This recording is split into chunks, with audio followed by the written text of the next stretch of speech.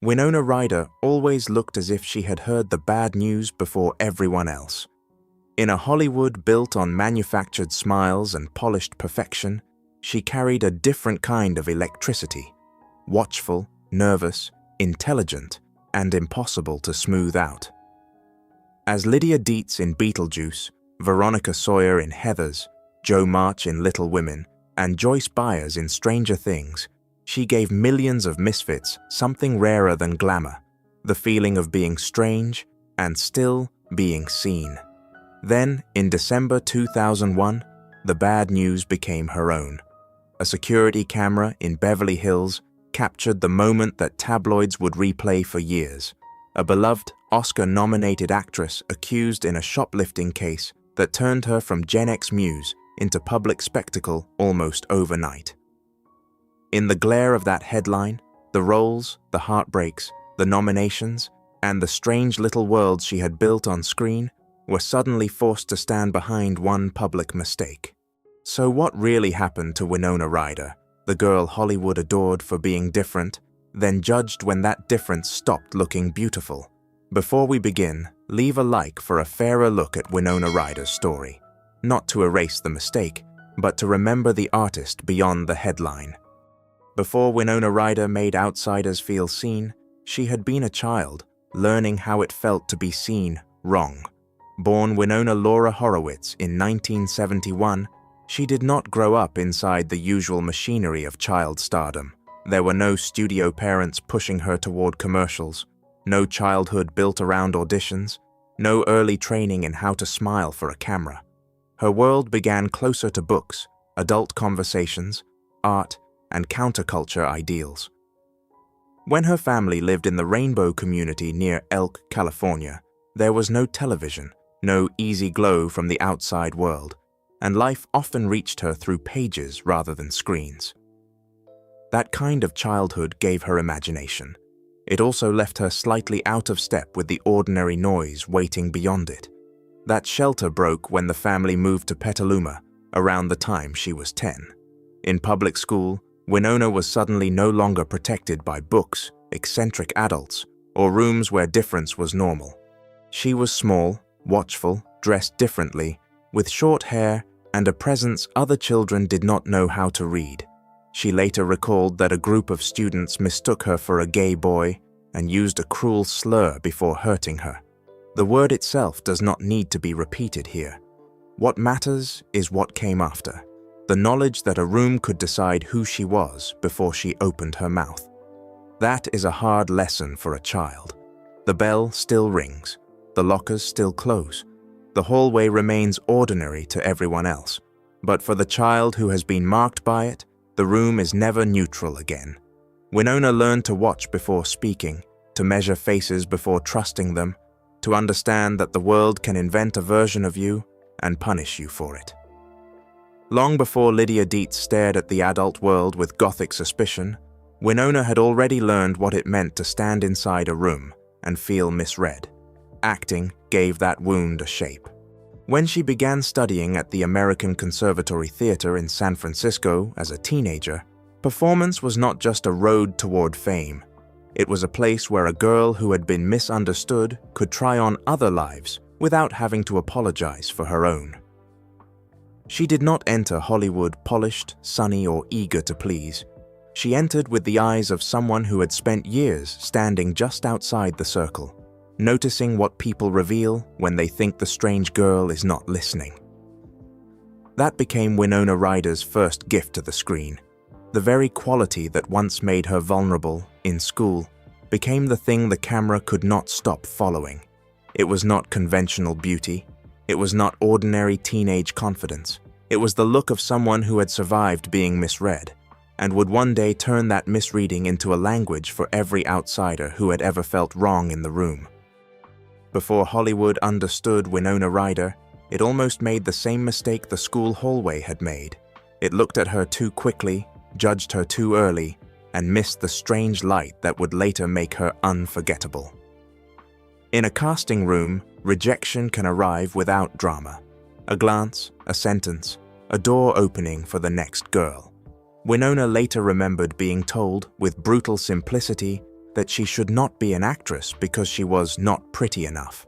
For a girl who had already learned what it felt like to be misread in a room, those words carried an old kind of sting. Hollywood was not inventing the wound. It was reopening it under brighter lights. She did not answer that rejection by becoming easier to package. She answered it by becoming harder to forget.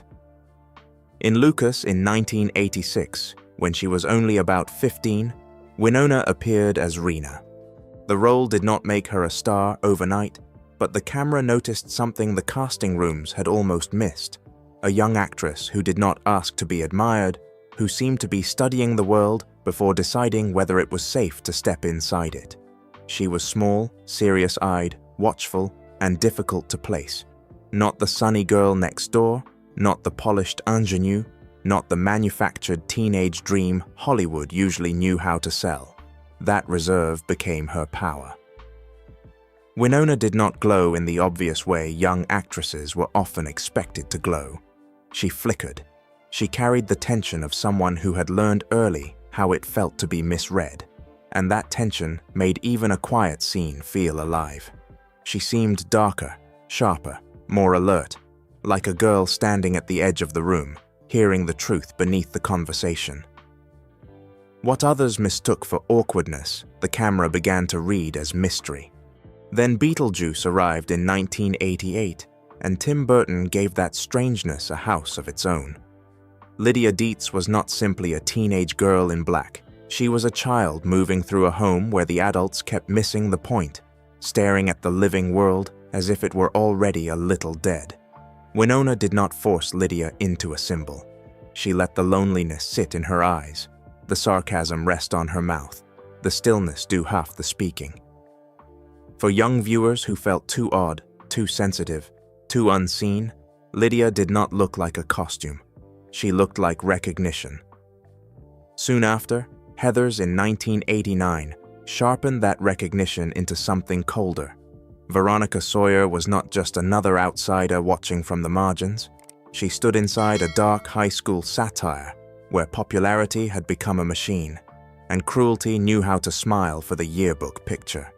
Around her were lockers, lunch tables, perfect hair, perfect smiles, and a social order that treated pain like entertainment. Winona made Veronica funny, uneasy, intelligent, and morally awake in a world that wanted her to play along. She was not fragile in the simple sense. She was brittle, observant, and dangerous because she could still feel something in a place designed to make feeling look weak.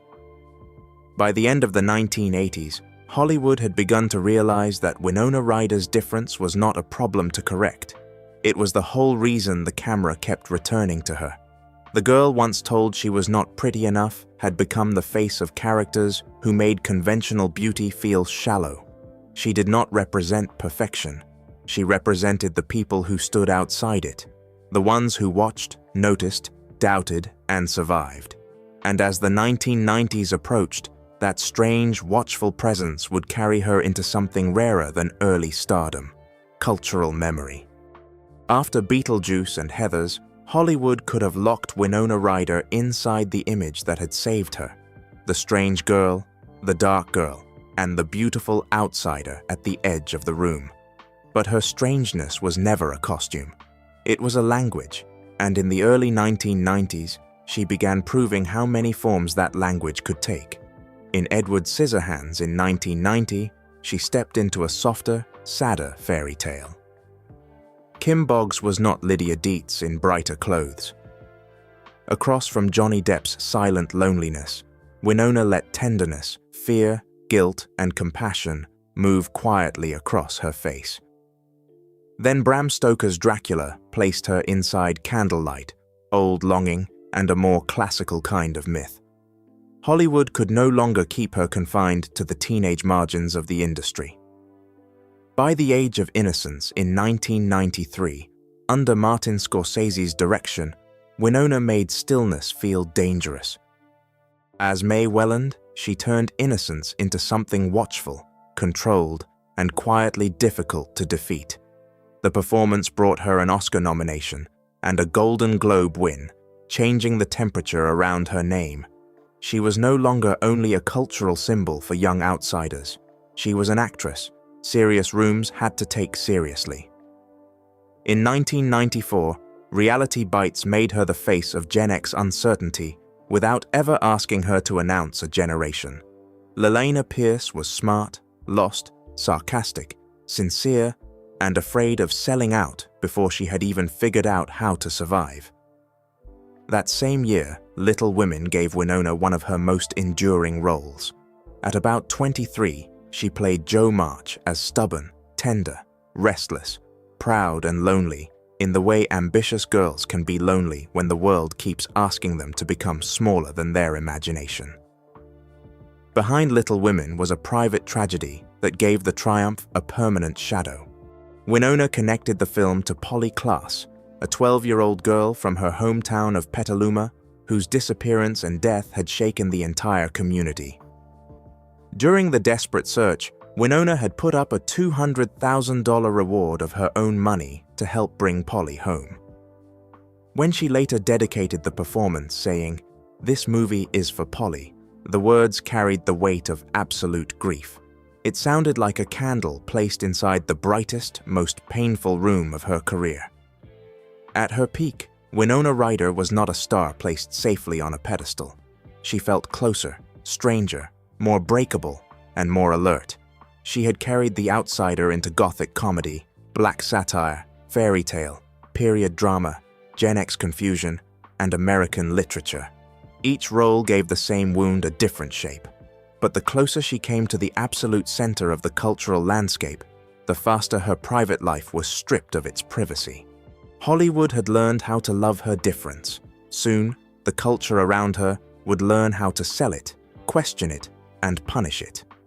By the time Winona Ryder met Johnny Depp, the culture around her was already learning how to turn difference into a product.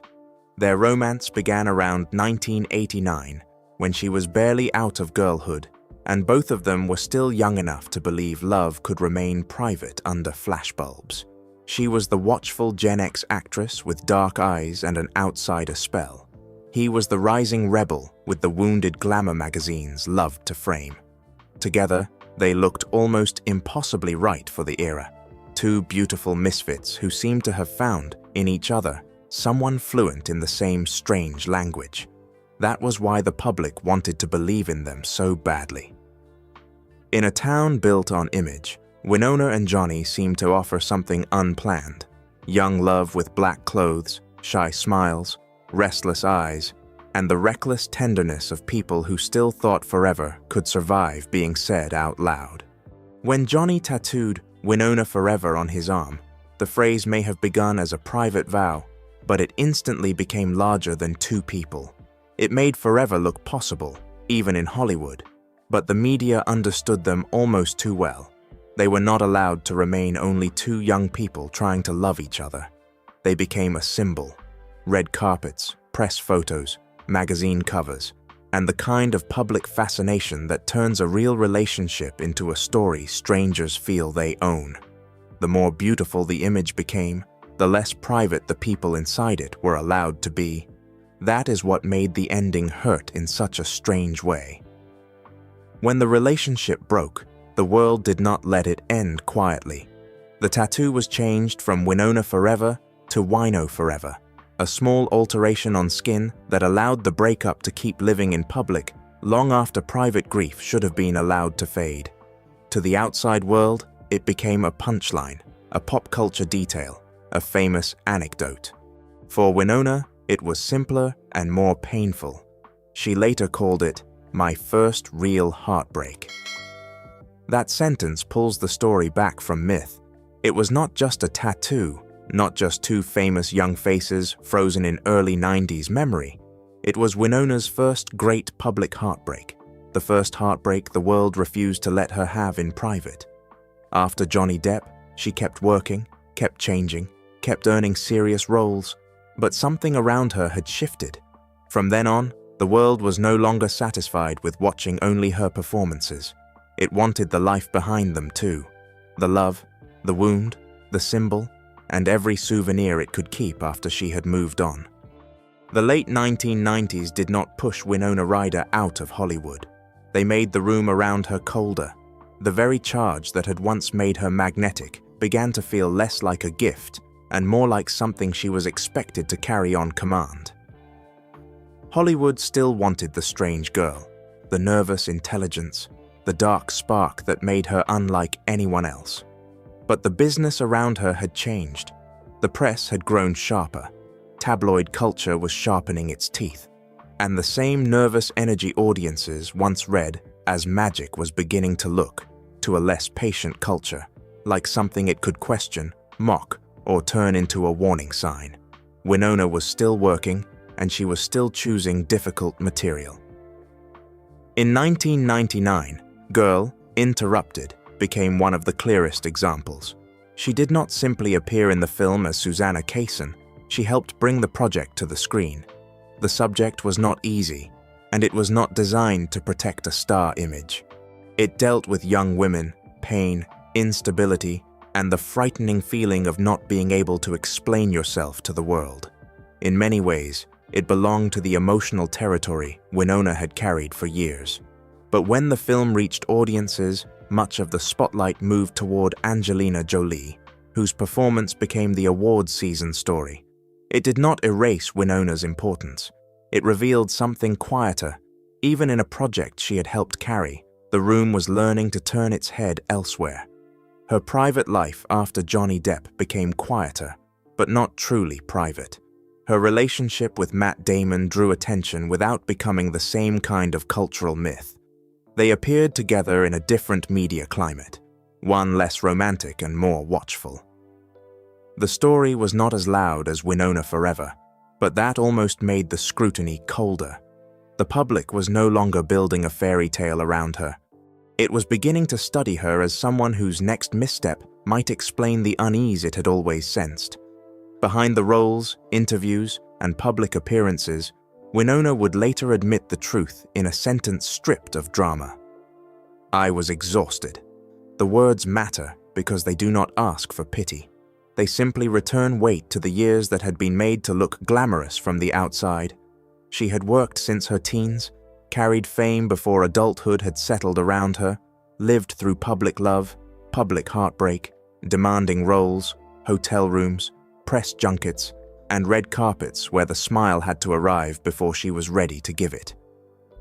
Exhaustion, in that context, was not a headline.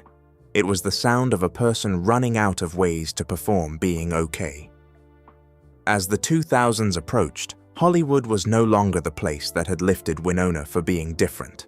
Celebrity culture had become faster, harsher, and more eager to turn a beloved woman into a cautionary tale. The margin for imperfection was shrinking, especially for actresses whose appeal had always depended on being unusual but still lovable. Winona had not left Hollywood, but the distance between her and its center had begun to show. So when the events at Saks Fifth Avenue unfolded, they did not land in silence. They landed in a culture already prepared to turn one public mistake into the story of an entire life. The Saks Fifth Avenue incident did not happen on a film set, yet it became the scene the public replayed more than almost anything Winona Ryder had ever acted. In December 2001, at 30 years old, inside a Beverly Hills store, the woman many remembered as Lydia Deetz, Veronica Sawyer, Jo March, and Lelaina Pierce entered a different kind of frame. Not Tim Burton's strange house, not Louisa May Alcott's attic, not the anxious rooms of Gen X cinema, but a security camera, a police report, and a headline that would follow her for years. Before that day, Winona's name still carried beloved roles, Oscar nominations, dark intelligence, young heartbreak, and the strange gift she had given to outsiders who never felt entirely at home. After that day, the language around her changed. Articles no longer reached first for the performances. They reached for the arrest. The public did not forget her films, but it began placing one incident in front of them, like a pane of glass between the woman and everything she had built. For years, it was as if every role she had played had to pass through that one doorway first. Lydia, Veronica, Joe, Lelaina, all waiting behind a headline. The legal record has to be named carefully. Winona was accused of taking items from Saks Fifth Avenue without paying for them. In 2002, the case ended with convictions for grand theft and vandalism, an acquittal on burglary, and a sentence of probation, community service, fines, and restitution. But no prison time. Those facts matter because responsibility should not be erased. But facts are not the same thing as the story a culture decides to tell. And in the early 2000s, a harsher celebrity culture was ready to turn one public mistake into a moral spectacle. Numbers, items, security footage, courtroom details, all of it became entertainment. Late-night jokes arrived. Tabloid covers turned the case into spectacle. Entertainment shows replayed the store footage and courtroom images until the incident felt less like a legal case than a public ritual of humiliation. A legal record had closed one part of the story, but the culture kept holding its own trial, night after night, headline after headline, punchline after punchline. The actress who had once made misfits feel seen was suddenly being watched in the cruelest possible way. Not for wonder, not for recognition, for evidence. The same public that had loved her nervous electricity now treated that unease as evidence against her. The same media that had made romance out of her strangeness now made suspicion out of it. And the strange thing was how quickly affection could curdle. The girl people once protected in memory became the woman they felt permitted to examine, mock, and reduce. Looking back, Winona once said, "I think I just checked out." The sentence does not excuse the incident, but it opens a door behind the headline. Around that period, reports and interviews pointed to pressure, exhaustion, pain medication after an injury, and the collapse that can happen when a person has spent too long performing okay. In later years, she would also speak of needing time away, not as a dramatic exile, but as something closer to survival. Complexity does not cancel accountability. It simply reminds us that real people rarely fit cleanly inside the label the public gives them on their worst day. After Saks Fifth Avenue, Winona Ryder did not vanish at once, but something around her had changed. A casting room reads you differently after the world has been invited to laugh at your fall. A red carpet feels different when every flash seems to remember the same headline. Scripts may still arrive, but the silence around them carries a pause that was not there before. For years, Winona's name moved through Hollywood with a shadow attached to it. Not only the record of what happened, but the heavier punishment of being remembered too narrowly. That is the wound at the center of this chapter. The wound is not that the incident had no truth or consequence. It did. The wound is that the culture tried to make it the whole truth. It tried to place Lydia, Veronica, Joe, Lelaina, Susanna, and every strange, aching girl she had ever played behind a single public mistake. And when the noise finally faded, the question left behind was colder than any headline. What remains of a star when the public remembers her worst moment before it remembers the work that once made people feel less alone? The silence surrounding Winona Ryder after the Saks Fifth Avenue incident is often described with a simple word: disappearance. But that description isn't entirely accurate. She didn't leave film, didn't announce her retirement, and didn't completely cut ties with Hollywood. What changed more noticeably was her position. The woman who once stood at the center of films that shaped the memories of the 1990s is no longer at the heart of the popular culture landscape as she once was. After the trial, Winona continued working. She appeared in smaller, less high-profile projects, and sometimes in supporting roles rather than iconic leading roles. A scanner darkly placed her in a strange, dark, and experimental cinematic space. Star Trek gave her a short but noteworthy role in a major franchise. Black Swan, however, placed her in a more bitter image. A once beloved artist now watching her place be taken by someone younger. While it's not necessary to directly link these roles to Winona's real life, the striking resemblance between the films and her public image at the time is undeniable.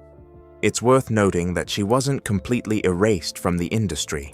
She was still present, but that presence was no longer surrounded by the same level of expectation, promotion, and favoritism as before.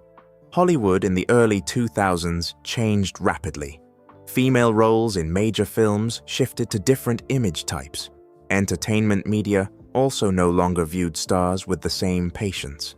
A public blunder can haunt a person for a long time, especially for actresses who were once built on fragility and innocence. Winona later spoke of that period of withdrawal with a very short sentence. "I needed the time off." The statement didn't turn the silence into a victory. It simply showed that there are times when stepping away from the spotlight isn't a complete failure, but a way to continue living without appearing in public every day. For her, that distance seemed more necessary than any immediate attempt to regain her image. For years, Winona Ryder's name has come and gone, but it no longer evokes the feeling that an era revolves around her. The unique qualities that once made Hollywood love her are still there. Only the industry no longer needs them in the same way. And when a star is no longer at the center, audiences often think the lights have gone out. In reality, sometimes the light simply shifts to a quieter place, where every movement is no longer clearly visible, but the person continues to walk. Without attempting to reclaim her lost youth, Winona Ryder returns with proud wrinkles, proving that the tranquility alongside her current partner is the ultimate victory over a ruthless Hollywood.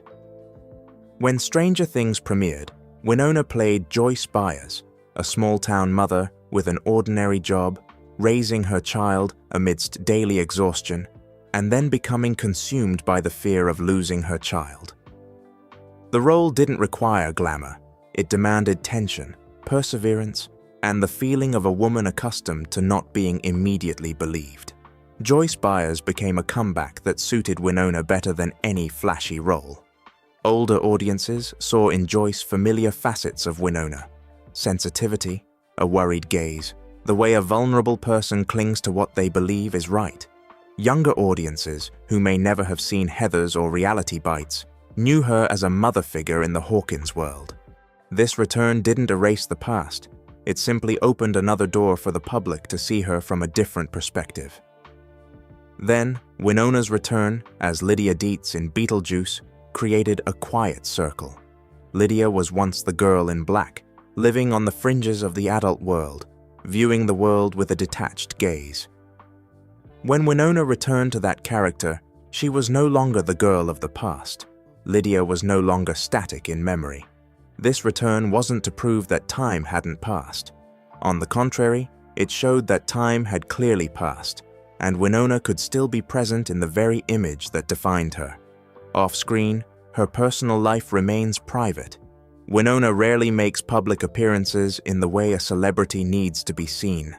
Her long-term relationship with designer Scott McLean is mentioned as a more stable part of her private life, but she doesn't make it a public story. When speaking about him, Winona once simply shared, "I'm really lucky." A short, unembellished statement, perhaps fitting the way she chooses to live now. What remains of Winona Ryder today is not the image of a star returning to her former position. That position is no longer the same.